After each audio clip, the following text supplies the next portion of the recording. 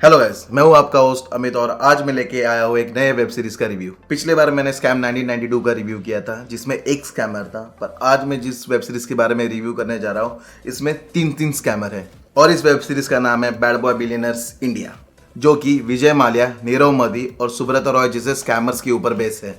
Actually ये web series 4 scammer के ऊपर बेस है, पर जो चौथा स्कैमर है उसकी केस अभी कोर्ट में चल रही है, तो नेटफ्लिक्स ने सोचा चलो 3 एपिसोड रिलीज कर देते हैं।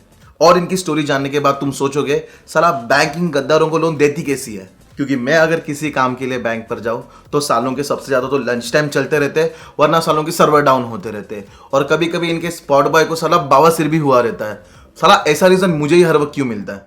खैर, आज मैं इन 3 एपिसोड का रिव्यू देने वाला हूं, तो बिना टाइम वेस्ट किए चलते वीडियो की तरफ। तो इस वेब सीरीज का पहला एपिसोड है विजय माल्या के ऊपर। इस वेब सीरीज के स्टार्ट में आपको बताया कि विजय माल्या का खानदान बहुत रईस है और उनका एक दारू का बिजनेस है, और वो दारू का बिजनेस बहुत अच्छा जा रहा है। अब क्योंकि बाप के पास पहले से ही इतना पैसा था, देन विजय माल्या ने अपनी शुरुआत फॉर्मूला 1 के रेसिंग से की थी और कई बार रेसेस जीत के इंडिया को रिप्रेजेंट भी किया था। और उसके बाद ऐसे दिखाया जाता है कि उसके फादर की डेथ हो जाती है और पूरा का पूरा जिम्मेदारी विजय माल्या के ऊपर आ जाती है। इस अल्कोहल वाले बिजनेस को लेकर विजय माल्या को लोग काफी ताने मारते थे। देन विजय माल्या ने बोला कि मैं दारू पीना कूल बनाऊंगा, और वहीं से किंगफिशर की शुरुआत होती है। वो तो आपने वो एड सुनी ही होगी, उला ला ला ला ला ले ले लो, जो थीम सॉन्ग था उनका, the king of good times. साला किसके गुड टाइम के बारे में बात कर रहा था, खुद के या हमारे? खैर, ये पहला नहीं है जो अच्छे दिन के सपने दिखा के अपना चूतिया काट रहा है। क्यों मोदी जी, अच्छे दिन आने वाले हैं क्या? नहीं। खैर छोड़ो, इनसे क्या ही पूछना। इसके बाद विजय माल्या धीरे धीरे अपना किंगफिशर का बिजनेस बड़ा करता रहता है और बाद में धीरे धीरे एयरलाइंस, फॉर्मूला 1 और क्रिकेट में अपना पैसा इन्वेस्ट करता है। किंगफिशर एयरलाइन की पॉपुलैरिटी उसके काम करने वाले एयर होस्टेस और मॉडल्स की वजह से थी, और इसी की वजह से उसका टिकट भी काफी महंगा हुआ करता था। इसके बाद धीरे धीरे किंगफिशर थोड़े घाटे में जाना चालू हो गई और उसके जो फॉरेनर इन्वेस्टर थे वो भी धीरे धीरे पीछे आना चालू हो गए। उसके बाद विजय माल्या एयर डेक्कन नाम की एक और एयरलाइंस खरीद लेता है और उसको किंगफिशर के साथ मर्ज कर देता है। और इसी वक्त ये बंदा IDBI बैंक से 130 करोड़ का लोन ले लेता है। अबे साले, स्क्रिप्ट तो ढंग से पढ़।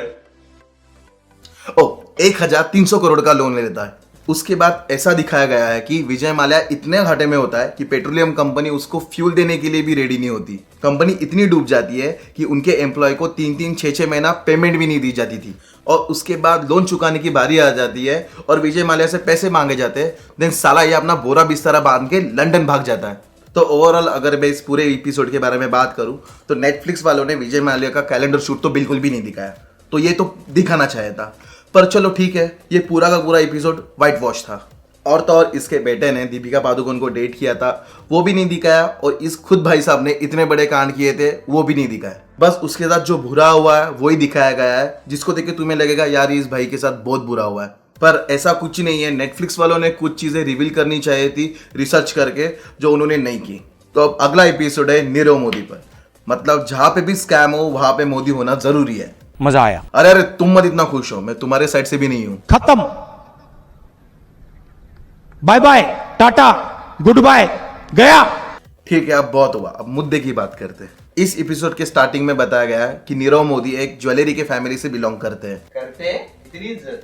अच्छा ठीक है, करता हूं बोलूंगा। तो इसमें ऐसा दिखाया जाता है कि नीरव मोदी को बचपन से ही काफी लग्जरियस चीजों में इंटरेस्ट होता है और उसको अपने खुद का एक लग्जरियस ब्रांड बनाना होता है। किसने भी ये नहीं सोचा था कि एक टकला बटला एक बंदा आएगा नीरव मोदी, और जो एक डायमंड की सबसे बड़ी एक लग्जरियस ब्रांड क्रिएट करेगा। तो ये ब्रांड खोलने के बाद नीरव मोदी की बीवी, जो ऑलरेडी एक रिच फैमिली से बिलोंग करती है, वो इस ब्रांड को प्रमोट करने के लिए उसको और भी ज्यादा हेल्प करती है। तो धीरे धीरे ये बंदा बड़े बड़े सेलिब्रिटीज को लेकर अपना ब्रांड का प्रमोशन करवाता है और बहुत बड़ा लग्जरियस ब्रांड बनाता है।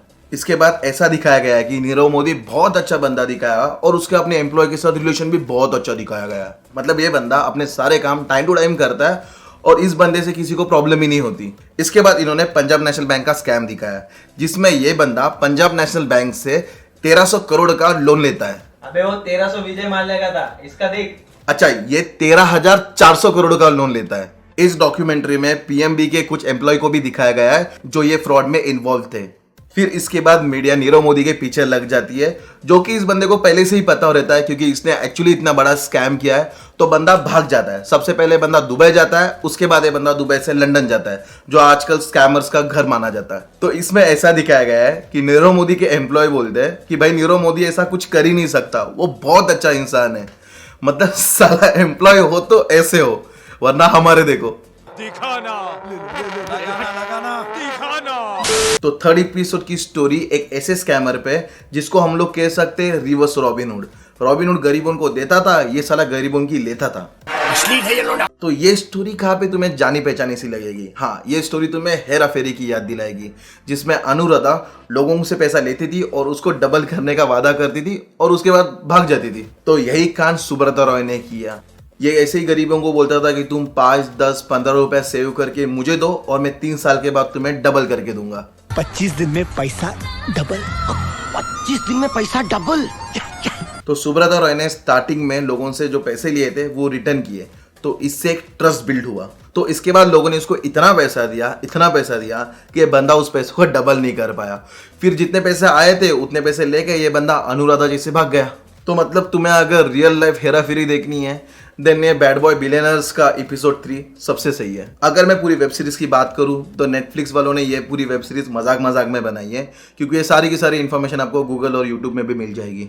तो ये वेब सीरीज पूरी देखने के बाद ऐसा लगता है कि नेटफ्लिक्स वालों ने इन पूरे स्कैमर्स लोगों को है ना इमेज सुधारने की कोशिश की है। तो मुझे नहीं लगता ये वेब सीरीज इतनी अच्छी है, पर मैं बस नेटफ्लिक्स को इतना ही कहना चाहूँगा कि नेक्स्ट टाइम कुछ रिसर्च करे, कुछ सीक्रेट्स रिवील करे और फिर ये वेब सीरीज बनाए। तो बस यही था बैड बॉय बिलियनर्स इंडिया का रिव्यू।